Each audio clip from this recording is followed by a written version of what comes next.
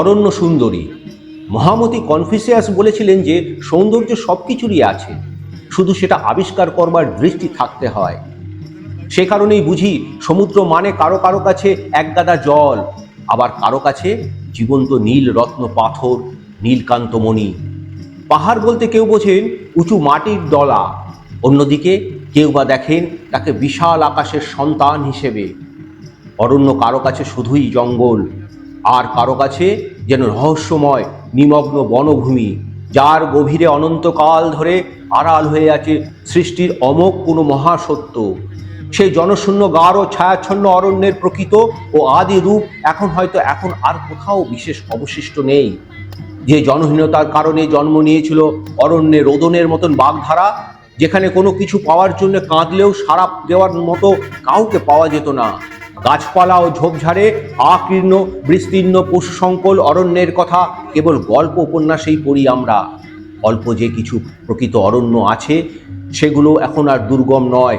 নিজ স্বার্থেই মানুষ আধুনিকতার দোহাই দিয়ে অরণ্যের অধিকার অস্বীকার করে থামিয়ে দিয়েছে অন্য প্রাণীদের বিচরণ।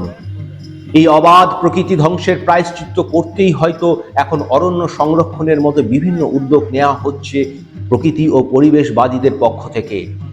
দূরের পলাশ মহুয়া বনের মাথায় কখন সূর্যের শেষ অশ্রিটুকু লেপ্টে পড়ে চিকচিক করে হেসে উঠেছিল, এখন আর তার কিছুই টের পাওয়া যাবে না। টের পাওয়া যাবে না কখন আকাশ সাঁতার ক্লান্ত পাখিরা ঘরে ফেরবার পথে সমস্ত বনানী প্রদেশ কিচিরমিচির শব্দে মুখর করে তুলেছিল। এখন চারিদিকে শুধু জমাট অন্ধকার। সেদিন এক বসন্তের সকালে আমাদের যাত্রা শুরু হয় পরিচিত দীর্ঘ ঘাস বনের মাঝখান দিয়ে, এঁকে বেঁকে চলে যাওয়া কাঁচা রাস্তা ধরে। বেশ কিছুক্ষণ চলার পর আমরা ঢুকে পড়ি এক ঘন অরণ্যের ভেতরে। কিছুক্ষণ আগে অবশ্য খোলা মাঠের শেষে দেখা যাচ্ছিল অরণ্যের গাছগাছালি। সেই খোলা মাঠ আর অরণ্যের মাঝে এক ফালি জলাভূমি সাদা ফিতের মতো পড়ে আছে। সুনীল গঙ্গোপাধ্যায় কেন যে লিখেছিলেন, গহন অরণ্যে আর বারবার একা যেতে স্বাদ হয় না। শুকনো পাতার ভাঙা নিঃশ্বাসের মতো শব্দ, তলতা বাঁশের ছায়া, শালের বল্লরি, সরু পথ, কালভার্টে টিলার জঙ্গলে একা বসে থাকা কিরকম নিঝুম বিষণ্ণ, বড় হিংস্র দুঃখময়। আমরা হলেম গিয়ে শহরে লোক, সামাজিক গৃহপালিত।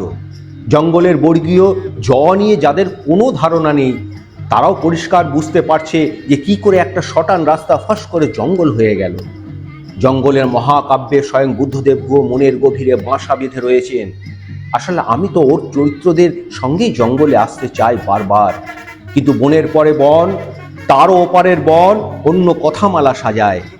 অন্ধকারের প্রাগৈতিহাসিক গন্ধ আমায় আমূল নাড়িয়ে প্রাকৃতিক রোমান্টিকতার অতলের শেষ ধাপে নিয়ে যাচ্ছে, যেখানে মনের কোনো আগল নেই, কোনো শাসন নেই।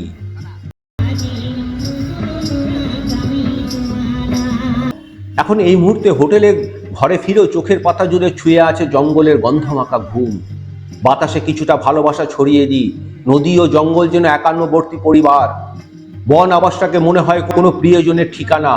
ফ্যাকাশে চাঁদটা নিশ্চয়ই এখন জঙ্গলের বিরল হাওয়ায় কেঁপে কেঁপে ওঠা রূপে প্রতিভাত হচ্ছে। সামনে নদী জলে ফ্যাকাশে চাঁদের আলোর নিরাভরণ আসা যাওয়া।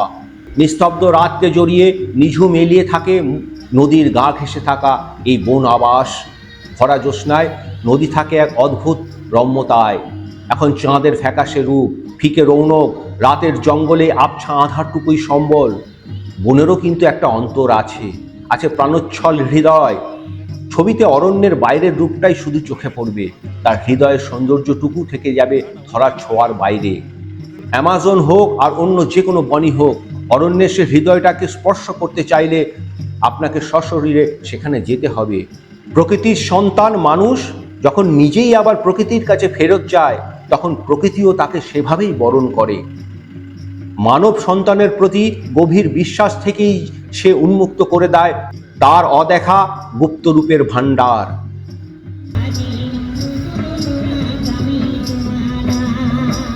নির্জনতার যে একটা অদ্ভুত আস্বাদ আছে, অনিশ্চয়তার যে একটা অজানা শিহরণ আছে, অরণ্যের যে একটা দুর্গম আনন্দ আছে, নির্জন অরণ্যে অতিবাহিত একটা রাত সেই অভিজ্ঞতাই যেন মনের মণিকোঠায় সঞ্চিত করেছে।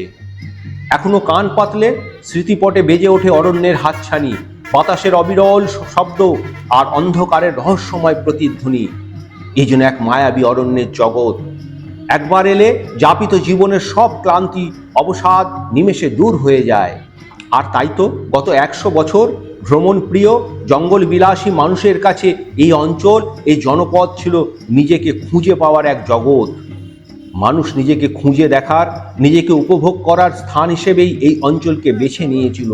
এ নিয়ে কোনো দ্বিমত নেই, দ্বিতীয় কোনো অভিমতও নেই।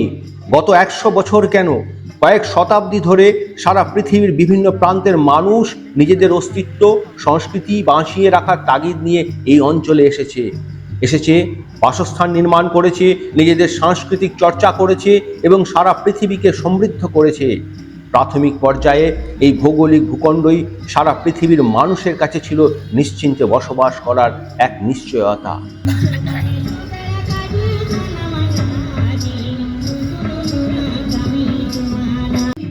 মহুয়া এবং আকাশমণি এর অরণ্য, পাহাড়, তার গহীন অরণ্যানী নিয়ে এই সৌন্দর্যের আবহমান কালের সাক্ষী। পূর্ণিমার রাতের এই সৌন্দর্য এক প্রকৃত প্রেমিকের মনের মণিকোঠায় তার নিজস্ব আসনে বিরাজমান থাকবে।